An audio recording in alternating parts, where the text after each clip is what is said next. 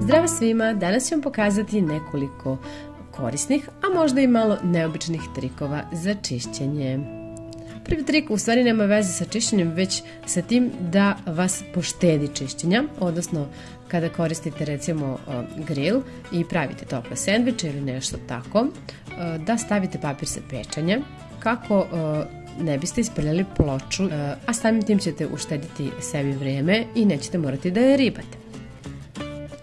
Kao što vidite, sendvič je super ispečen, a ploča ne mora da se čisti. Drugi trik koji koristim jeste čišćenje daske uz pomoć limuna. Presecite limun, pa po dasci pospite sodu bikarbonu.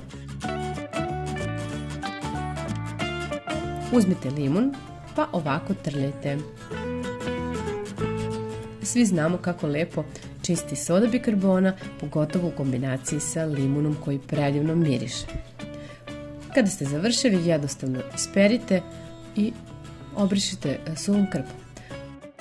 I daska će biti kao nova. Sljedeći trik je kako očistiti česmu od kamenca. Pogledajte šta se tu nahvatalo. A ovo je super jer u stvari vi ovdje ne radite ništa.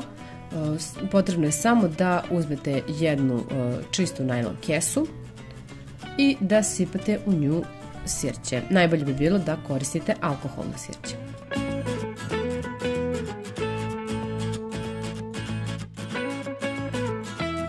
Stavite kesu na česmu, pa uz pomoć gumice pričvrstite.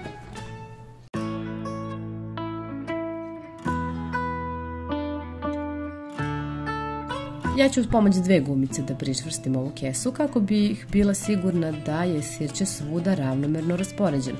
Ostavit ću sada da stoji nekih 20 minuta, a u međuvremenu ću da rešim i ovaj problem uz pomoć papirnog ubrusa. Jednostavno ga lepo ovako savijte.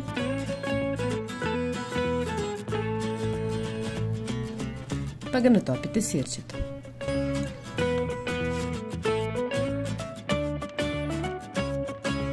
Zatim jednostavno samo obložite česmu, a posebno one delove koji su zahvaćeni kamencom.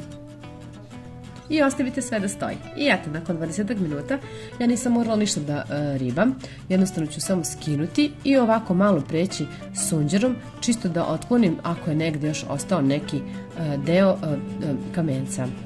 Ali kao što vidite, sve je čisto. Skinut ću i papirne ubruse.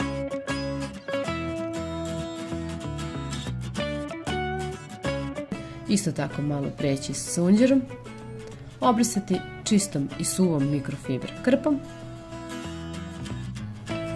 I evo, kao što vidite, česma je prosto zablistala. A ja se nisam baš puno namučila da je očistim, niti sam koristila neku hemiju za čišćenje. Za sljedeći trik će vam biti potrebna najobičnija pasta za zube. Uz pomoć paste za zube ću da očistim sudoperu i ona će jako lepo da zablista.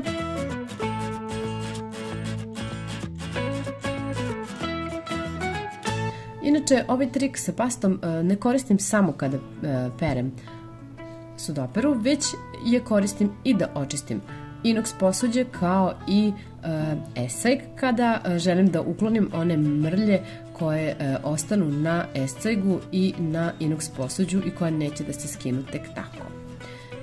Jednostavno sve isperete pa prebrišite suvom krpom. Evo. Sljedeći trik je trik da jednostavno ne bacite kesicu čaja, već da je iskoristite. Ja ću uz pomoć ove kesice da očistim ovo kuhinsko staklo. Jednostavno ovako samo prebrišite. Prebrišite sada suvom krpom i to je to. Sljedeći trik za čišćenje je kako da ovako neke nedostupne delove očistite. Ja ću da koristim čačkalicu za zube i krpu. Umotite ovako čačkalicu u krpu, a najpre pokvasite ovaj deo sunđerom. I kao što vidite, sve se skinulo. Ja se nadam da će vam ovaj video biti od koristi. Ćao!